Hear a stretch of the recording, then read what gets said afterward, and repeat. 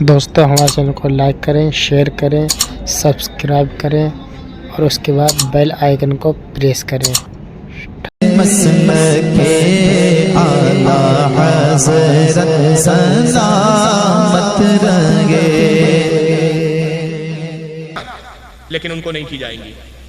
بلکہ آئیے یہ دوسرا پہلو دیکھتے چلے آپ۔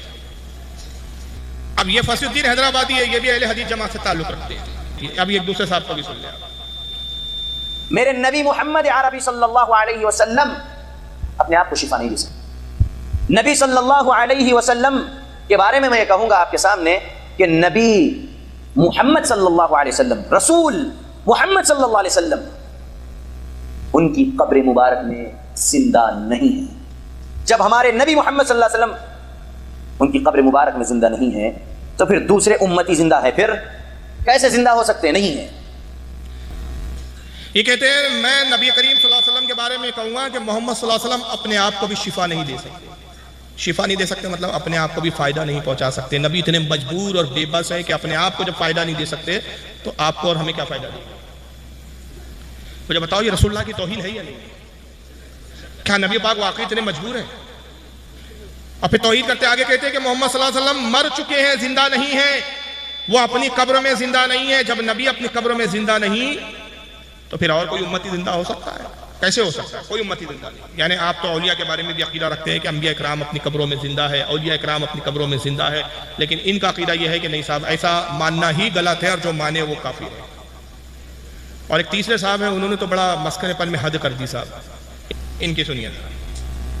اللہ کے نبی مر گئے، اللہ کے نبی مر گئے، قبر اللہ کے نبی بولو، اور جو یہ عقیدہ نہ رکھے وہ کافر ہے۔ اس لیے کہ ابو بکر صدیق کا یہ بیان ہے کہ نبی کریم صلی اللہ علیہ وسلم مر چکے ہیں، حضرت عمر کا بیان ہے کہ نبی مر چکے ہیں، عثمان غنی کا عقیدہ ہے کہ نبی مر چکے ہیں، علی کا عقیدہ ہے کہ نبی مر چکے ہیں، فاطمہ عائشہ ازواج مطہرات کا یہ عقیدہ ہے کہ نبی کریم صلی اللہ علیہ وسلم وفات پا چکے ہیں۔ نبی کریم صلی اللہ علیہ وسلم زندہ بولو، جو زندہ مانے وہ کافر ہے، جو زندہ مانے وہ کون ہے؟ وہ مسلمان نہیں ہے۔ طارق جمیل صاحب کی نصیحت ان حضرات کے لیے نہیں ہے۔ یہ پوری 1400 سال کی امت مسلمہ کو صرف اس بنیاد پر کافر قرار دے رہے ہیں کہ ہم نبی کو زندہ مانتے ہیں۔ تو کہہ رہے ہیں کہ نبی کریم صلی اللہ علیہ وسلم تو مر کر مٹی میں مل چکے ہیں، مر چکے ہیں۔ تو کچھ سوالات ہیں کیا؟ جی آ رہا ہوں میں اسی موضوع پہ آ رہا ہوں۔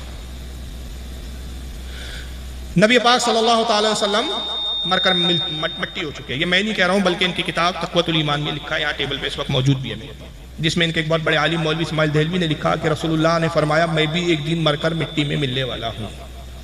یہاں بھی انہوں نے رسول کے نام پر جھوٹی حدیث گئی، اور 150 سال کا عرصہ ہوا، 150 سال سے ہمارے علماء صرف یہی سوال پوچھ رہے ہیں کہ بھئی یہ کس حدیث میں لکھا ہے کہ حضور نے کہا میں مر کر مٹی میں ملنے والا ہوں، لیکن بتانے کے لیے تیار ہے۔ اب یہاں وہ کہہ رہے ہیں کہ جو نبی کو زندہ مانے وہ کافر ہے، اور طارق جمیل صاحب کہہ رہے ایک دوسرے کے لیے گنجائش رکھو، ایک دوسرے کو کافر نہ کہو۔ تو یہ سبق یہ اپنے لوگوں کو، اپنے سے تعلق رکھنے والے اپنی جماعت کے لوگوں کو کیوں نہیں سکھاتے کہ بھائی جو نبی کو زندہ مانتے ہیں ان کا اپنا عقیدہ، ان کو ان کے عقیدے پہ رہو، آپ کافر کہنے والے ہوتے کون ہو؟ لیکن ساری نصیحتیں ہماری لیے ہوتی ہیں۔ ان صاحب کو بھی ذرا دیکھ لیا تم اس کو پکار، ارے صاحب مر گیا مت کہنا، توہین ہو جائے گی۔ پردہ کر گئے، یہ بڑی اچھی اصطلاح نکالی ہمارے بھائیوں نے، پردہ کر گئے۔ ارے پردہ کس کو کہتے ہیں؟ وہ اس دنیا سے گزر گئے۔ ارے اللہ کے بندے اسی کو تو ہم موت کہتے ہیں۔ نہیں مرے نہیں ہیں، پردہ کر گئے۔ پردے کا معنی کیا ہوا؟ پردے کا معنی یہ ہوا کہ وہ زندہ ہے لیکن ہماری آنکھوں سے اوجھل ہو گئے۔ ہماری آنکھیں اس دنیا میں دیکھ رہی ہیں، ہماری آنکھوں سے اوجھل ہو گئے، کہ مطلب اس دنیا سے اوجھل ہو گئے۔ ہاں اس دنیا سے اوجھل ہو گئے۔ ارے اسی کو تو ہم کہتے ہیں وہ دوسری دنیا میں چلے گئے۔ نہیں وہ اس دنیا میں اوجھل نہیں، پردہ کر گئے۔ تم کتنا ہی اچھا لقب لے لو، پردہ کر گئے، زندہ ہیں، باحیات ہیں، پردہ کر گئے، وصال کر گئے، وفات کر گئے، کچھ بھی کہو، ان کو زندہ ثابت کرنے کے لیے کتنے ہی اچھے القاب سے تم پکار لو، لیکن حقیقت یہ ہے کہ جناب محمد رسول اللہ اس دنیا میں موجود نہیں ہے۔ اگر ہے تو مجھے بتاؤ، اہل حدیث کا یہ گناہگار بندہ محمد رسول اللہ سے ملنے کے لیے جائے گا، مجھے ایڈریس دو، مجھے پتہ بتاؤ کہ زندہ ہے تو کہاں ہے، کس جگہ ہے، کہاں ملیں گے، میں جاؤں گا۔ میں ان کو اپنے گھر پہ بلا کے اپنا غلام نہیں بناؤں گا۔ کہوں گا کہ جب چاہو اپنے گھر پہ بلا لو، جب چاہو 2 بجے بلا لو، مرضی چاہے تو 12 بجے بلا لو، مرضی چاہے تو 10 بجے بلا لو، ہم ان کو اپنے گھر پہ بلانا گوارا نہیں کریں گے۔ میرا گھر اس لائق نہیں کہ ہم آقا کو بلائیں، ہم ان کو اپنے گھر پہ بلانا گوارا نہیں کریں گے۔ میرا گھر اس لائق نہیں کہ ہم آقا کو بلائیں، ہمیں بتاؤ کہ میرا نبی کہاں ہے، کس جگہ ہے، تم جاؤ یا نہ جاؤ، کم سے کم پورے ہندوستان میں بھیک مانگ کے اور چندہ کر کے، پورے ہندوستان میں بھیک مانگ کے اور چندہ کر کے ہم ضرور آقا سے ملنے کے لیے جائیں گے کہ بڑے لوگوں سے ملا جاتا ہے، بڑے لوگوں کو نوکر بنا کے اپنے گھر پہ بلایا نہیں جاتا ہے۔ بتاؤ تو صحیح کہ وہ کہاں ہے۔ بلی صاحب بات تو صحیح ہے لیکن مانیں گے نہیں، کیوں؟ بتاؤ تو صحیح نبی کہاں ہے۔ جرجی صاحب بار بار سوال کر رہے ہیں، بتاؤ نبی کہاں ہے، نبی کہاں ہے، زندہ ہے تو دکھاؤ ہمیں، زندہ ہے تو دکھاؤ۔ یہ کیسے اپنے آپ کو اہل حدیث کہتے ہیں یار؟ ان بیچاروں کو یہ عالم بولتے ہیں اپنے آپ کو، مولانا کہتے ہیں، ان کو یہی نہیں معلوم رسول اللہ کہاں ہے۔ آپ بتائیے کہاں ہے رسول اللہ؟ مدینہ منورہ میں ہے۔ اور کس شان کے ساتھ ہے میرے آقا؟ آقا خود فرماتے ہیں کہ میں اپنی قبر میں ہوں اور اللہ نے یہ اختیار دیا کہ صحابہ کے ساتھ جہاں چاہے وہاں سیر فرمائے۔ اس کو امام سیوطی نے لکھا شرح صدور کے اندر کہ آقا کو یہ اختیار دیا گیا ہے کہ جہاں چاہے وہاں آپ تشریف لے جائیں، لیکن یہ بار بار کہہ رہے ہیں مجھے دکھاؤ کہاں گئے، کہاں گئے، کہاں گئے، کہاں ہے، پتہ بتاؤ، پتہ بتاؤ۔ اچھا پتہ بتاؤ، تم جاؤ یا نہ جاؤ، میں بھیک مانگ کے چندہ کر کے میں اپنے آقا سے ملنے جاؤں گا۔ یعنی وہاں بھی یہ بھیک منگا بھیک ہی مانگے گا اس کو۔ اور سنیوں کا عشق تو یہ کہتا ہے کہ آقا ہے پتہ چل جائے، آقا تشریف لائے پتہ چل جائے، ہم تو اپنا گھر بار سب کچھ بیچ کر آقا سے ملنے چلے جائیں، اس لیے کہ سب کچھ آقا پہ قربان۔ حضور کی زیارت کرنا جنت کی ضمانت، حضور کے دیدار پہ سب کچھ قربان۔ لیکن ان مولوی جی کا حال یہ ہے کہ یہ اس وقت رسول سے ملنے کی فکر کم ہوں گی، ان کو چندہ مانگنے کی فکر میں لگ جائیں گے، چندہ مانگیں گے، کیونکہ ساری زندگی سعودیہ کا چندہ مانگنے میں گزر رہی ہے۔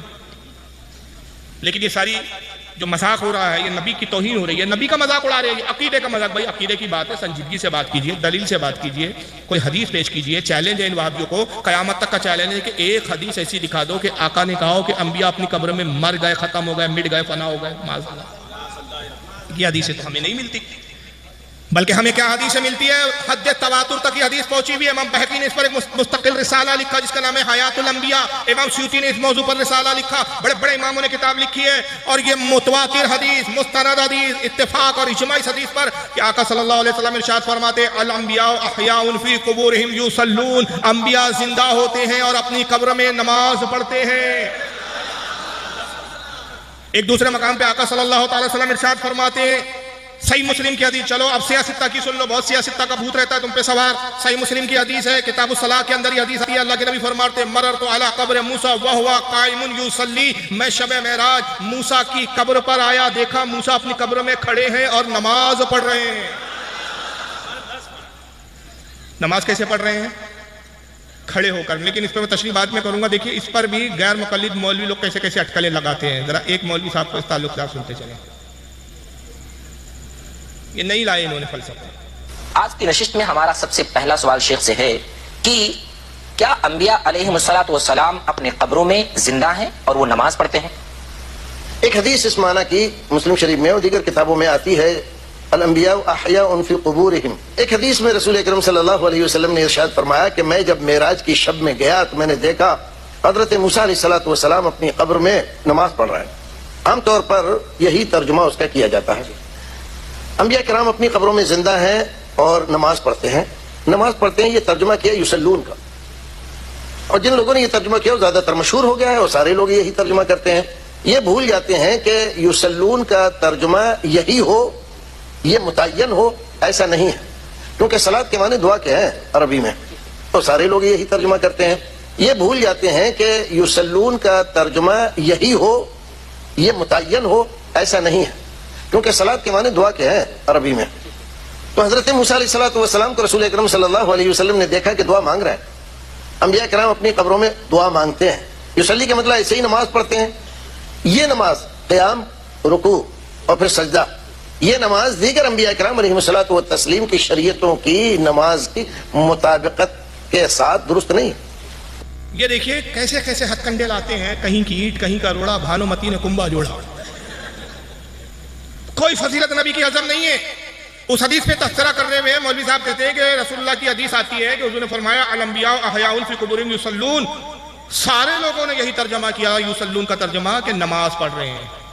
یہ جملے ان کے قابل غور ہے، سارے لوگوں نے، ایک دو نے نہیں بلکہ سب نے کیا کیا ہے؟ سارے لوگوں نے یصلون کا ترجمہ صلی سے بنا یہ لفظ یصلون کا ترجمہ نماز کیا ہے، مگر وہ بھول جاتے ہیں کہ صلاۃ کے معنی سلون کے معنی دعا کے بھی آتے ہیں. تو نماز نہیں پڑھ رہے تھے بلکہ وہ قبر میں لیٹے لیٹے دعا کر رہے تھے. یہ لائے دور کی کوڑی مولوی جی نے. مگر یہ مولوی جی بھول گئے کہ موسیٰ علیہ السلام کی حدیث میں حضور نے ایک جملہ استعمال فرمایا، قائمون کھڑے تھے. قائمون کے معنی ہوتے کھڑا ہونا، تو کھڑے مردے نہیں ہوتے، زندہ ہوتے ہیں. قائمون کا ترجمہ بھول گئے. اور دوسرا یہ کہ جب سارے لوگوں نے یصلون کا ترجمہ نماز کیا تو ملا جی آپ اپنی 1.5 اینٹ کی مسجد الگ کیوں بنا رہے ہیں؟ پھر آقا صلی اللہ علیہ وسلم نے بھی اس سے مراد نماز ہی لی، اس لیے قائمون کا لفظ استعمال کیا. تو کیا معاذ اللہ تمہارے عقیدے کے مطابق نبی بھی اس کا ترجمہ نہیں سمجھ سکے؟ تم زیادہ سمجھدار پیدا ہو گئے 14 سال کے بعد، جبکہ حضور کہہ رہے ہیں کہ میں نے موسیٰ کو نماز پڑھتے ہوئے دیکھا. اور اگر اس طرح کے معنی مراد لینے شروع کر دی جائے نا ایسے عقل کے گھوڑے تو بڑا پرابلم ہو جائے گا. کیونکہ یصلون کا ترجمہ دعا ہی نہیں مولوی صاحب، ایک اور ہوتا ہے صلاۃ کا ترجمہ، اور بھی ہوتے ہیں. ایک ہوتا ہے ٹیڑھی کمچی کو سیدھا کرنا، ایک ہوتا ہے کمر پہ ہاتھ رکھ کے رقص کرنا، یہ بھی ہوتا ہے. تو کل تمہاری طرح ایک عقل مند آئے گا اور نماز کا وقت ہوا تو اس نے کمچی لیا اور سیدھی کرنے بیٹھ گیا، اور اس سے کہا جائے گا نماز کا وقت ہو گیا نماز کے لیے چلیے، تو کہیں گے چھوڑیے جناب، عربی لغات اٹھا کے دیکھیے قرآن میں جو جگہ جگہ آیا نا واقعی الصلاۃ قائم کرو نماز، تو نماز سے مراد یہ نماز نہیں ہے جو آپ اور مولوی لوگ پڑھتے ہیں. نماز کا معنی کمچی کو سیدھا کرنا ہے. میں وہی کر رہا ہوں. ایک صاحب اٹھیں گے نماز کے وقت 5 وقت اٹھیں گے، کمر پہ ہاتھ رکھیں گے اور گول گول گھوم کے رقص کرنا شروع کر دیں گے. کیوں بھائی کیا ہو رہا ہے؟ بھائی قرآن میں آیا واقعی الصلاۃ قائم کرو نماز، صلاۃ کے معنی کمر پہ ہاتھ رکھ کے رقص کرنا ہے، وہی کر رہا ہوں. سوال یہ ہوتا ہے مولوی جی یہ من معنی نہیں لیے جائیں گے؟ نبی اور صحابہ نے جو معنی مراد لیا جس پر عمل کر کے بتا دیا وہی معنی مراد دیے جائیں گے. آقا نے یہ فرمایا کہ میں موسیٰ کی قبر پر آیا اور میں نے دیکھا موسیٰ کھڑے ہیں اور یصلون، تو وہاں سارے مفسرین محدثین سب نے نمازی ترجمہ کیا. تو سارے محدثین عربی نہیں سمجھتے تھے، آپ زیادہ عربی سمجھنے لگے. تو دیکھیں یہ کس طرح عقل کے گھوڑے دوڑاتے ہیں اور کس طرح سے عقل کے انڈے لاتے ہیں. بہرحال جرجس صاحب کی جو بات چل رہی تھی میں نے بیچ میں یہ لا دیا کہ یصلون کا جو ترجمہ ہے ان لوگوں نے کیسا پھیرنے کی کوشش کی، مگر سب سے زیادہ بدترین آدمی تو اس میں جرجس ہے. آئیے ذرا یہ حدیث دیکھ لیجیے آپ. یہ سنن ابن ماجہ کی حدیث ہے اور اس پر میں اس روایت کی تشریح میں جو ایک امام کا قول سناؤں گا تو آپ کی روح خوش ہو جائیں گے. سنن ابن ماجہ کتاب الجنائز حدیث نمبر 1637. عن ابی درداء رضی اللہ تعالیٰ عنہ قال رسول اللہ صلی اللہ علیہ وسلم. حضرت ابو درداء رضی اللہ تعالیٰ عنہ سے روایت ہے، کہتے ہیں کہ اللہ کے رسول صلی اللہ علیہ وسلم نے ارشاد فرمایا اکثر الصلاۃ علیہ یوم الجمعہ. حضور نے کہا لوگوں جمعے کے دن کثرت کے ساتھ مجھ پر درود پڑھو. روزانہ تو پڑھو، یہ نہیں کہ جمعے کو پڑھو باقی دن نہ پڑھو، لیکن جمعے کے دن کیا کرو؟ کثرت سے خوب درود پڑھو مجھ پر. کیوں؟ فَإِنَّهُ مَشْهُودٌ تَشْهُودُ الْمَلَائِكَةُ، اس لیے کہ جمعے کا وہ دن ہے کہ اس جمعے کے دن بڑی تعداد میں فرشتے میری بارگاہ میں حاضر ہوتے ہیں. جب حضور قبر میں زندہ نہیں ہے تو فرشتے آ کے کرتے کیا؟ مٹی کا ڈھیر دیکھنے آتے ہیں. اگر حضور عالم برزخ میں ہے تو ملاقات کے لیے تو برزخ میں جانا چاہیے. قبر پر آ کے کیا کرتے ہیں؟ آتے اس لیے کہ آقا قبر مبارک میں زندہ ہے، حیات ہے. اور روزانہ کتنے آتے ہیں؟ امام دارمی رحمۃ اللہ علیہ جو امام بخاری امام مسلم کے استاد ہیں سنن دارمی میں نقل کرتے ہیں صبح 70,000 فرشتے آتے ہیں، شام 70,000 آتے ہیں، روزانہ 1,40,000 فرشتے حضور کی قبر کی مبارک پر حضور کی زیارت اور ملاقات کے لیے آتے ہیں. اور ایک فرشتہ جو ایک بار آئے گا قیامت تک دوبارہ آنا نصیب نہیں ہوگا. اس سے یہ بھی مسئلہ حل ہو گیا جو کہتے قبروں پہ جانا شرک ہے، قبر پجوا یہ سارے فرشتے 1,24,000 روزانہ قبر پجوا ہے جو قبروں پر آتے ہیں. تم ہمیں قبروں سے روک سکتے ہو لیکن فرشتوں کو تمہارا باپ بھی نہیں روک سکتا. پتا چلا کہ سب سے بڑے تمہارے عقیدے کے بقول سب سے بڑے اگر قبر پجوا ہے تو فرشتے ہیں. 70,000 صبح 70,000 شام. لیکن جمعے کے دن یہ تعداد کیا ہو جاتی ہے؟ دگنی ہو جاتی ہے. آقا کہتے ہیں تعداد بڑھ جاتی ہے. جمعے کے دن زیادہ تعداد میں فرشتے آتے ہیں، اس لیے مجھ پر جمعے کے دن زیادہ درود پڑھو. فَإِنَّ أَحَدًا لَنْ يُصَلِّيَ عَلَيَّ إِلَّا أُرِيدَتْ عَلَيَّ صَلَاتُهُ حَتَّى يَفْرُغَ مِنْهَا. آقا کہتے ہیں جب تم میں سے کوئی مجھ پر درود پڑھتا ہے وہ درود فرشتے مجھ تک پہنچاتے رہتے ہیں. یہ روایت کیا سمجھ میں آ رہی ہے؟ حضور کی زندگی پتہ چل رہی ہے کہ نہیں چل رہی ہے؟ تم میں سے جو کوئی درود پڑھتا ہے مجھ پر وہ فرشتے مجھ پر درود پہنچاتے رہتے ہیں یہاں تک کہ پڑھنے والا خود فارغ ہو جائے، پڑھنے والا درود پڑھنا بند کر دے. جب تک پڑھتا ہے فرشتے لاتے رہتے. یہ حدیث کا ٹکڑا بڑا خاص ہے. اس حدیث کی تشریح میں ایک دوسری حدیث امام ابو نعیم حلیۃ الاولیاء میں، امام بہقی دلائل النبوہ میں، امام قاضی عیاض کتاب الشفا میں، امام حیثمی مجمع الزوائد میں بڑے بڑے محدثین اسی حدیث کے ضمن میں ایک دوسری حدیث دوسری سند سے لاتے ہیں. اور وہ حدیث یہ ہے کہ آقا کہتے ہیں جو فرشتے مجھ پر درود پہنچاتے ہیں وہ درود کیسے پہنچاتے؟ ایسا نہیں کہتے یا رسول اللہ ایک امتی نے درود بھیجا ہے، کروڑوں اربوں حضور کے امتی ہے، کیسے پتا چلے کہ بھائی کون سے امتی نے درود بھیجا ہے؟ تو آقا فرماتے ہیں کہ جب یہ فرشتے مجھ پر درود بھیجتے ہیں، درود پہنچاتے ہیں میرے امتی کا، تو اس امتی کا نام بتاتے ہیں، اس کے باپ کا نام بتاتے ہیں، اس کے قبیلے کا نام بتاتے ہیں، جہاں سے پڑھ رہا ہے وہ جگہ بتاتے ہیں، پورا تعارف پیش کرتے ہیں، یہاں تک کہ فرشتوں کو یہ بھی پتا ہے فاروق رضوی مہاراشٹر میں رہتا ہے، ناگپور کا رہنے والا ہے، ناگپور سے نکلا اب یہ آ گیا ہے کلکتہ بنگال میں صاحب یہاں جلسے میں بیٹھا ہوا ہے اور جلسے میں درود پڑھ رہا ہے، تو فرشتے کہتے ہیں یا رسول اللہ، محمد ابن عبد الغفار جو قبیلے سے پٹھان قبیلے سے تعلق رکھتا ہے، جو مہاراشٹر کا رہنے والا، ہندوستان کے مہاراشٹر کا رہنے والا ہے، شہر ناگپور کا ہے، اس وقت بنگال کی سرزمین میں کلکتہ کے علاقے میں بیٹھ کر ایک مجلس میں آپ پر درود بھیج رہا ہے۔ آقا کہتے ہیں جب اس امتی کا نام بتاتے ہیں، باپ کا نام بتاتے ہیں، قبیلے کا نام بتاتے ہیں، وہ امتی میری نگاہوں کے سامنے ہو جاتا ہے اور میں اپنے اس امتی کو ایسے پہچانتا ہوں جیسے باپ اپنے بیٹے کو پہچانتا ہے۔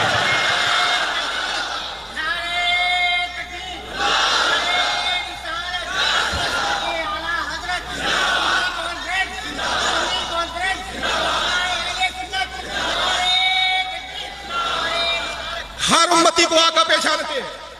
جب امتی کو پہچانتے تو بیمانوں کو نہیں پہچانتے، غداروں کو نہیں پہچانتے، انہیں بھی پہچانتے۔ تو ہمت ہو تو امام ابو نعیم کو بدعتی بول کر دکھاؤ، حوالے دکھانا میری ذمہ داری۔ امام بہقی کو بدعتی کہہ کر دکھاؤ، ابے یہ وہ امام ہے کہ جن کے نام لیتے تمہاری پگڑیاں گر جائے۔ زندگیاں کھپ گئی ان کی حدیث دانیوں میں۔ محدث کسے کہتے ہیں؟ اہل حدیث کسے کہتے ہیں؟ پنچر بنانے والے کو اہل حدیث نہیں کہتے، رکشہ چلانے والے اہل حدیث نہیں کہتے۔ رفدین کیا، آمین زور سے بولا، اہل حدیث۔ ارے واہ یار، اتنی شارٹ کٹ ڈگری۔ کا مقصد آپ تک مستند معلومات پہنچانا ہے، تاہم اگر کسی کو ہماری کوئی بات گراں گزرے تو ہم اس کے لیے معذرت خواہ ہیں۔ اگر ہو سکے تو ہمارے چینل کو سبسکرائب کرنا، لائک کرنا اور شیئر کرنا نہ بھولیے گا۔ اپنا اور اپنے پیاروں کا بہت سارا خیال رکھیے گا۔ خدا حافظ۔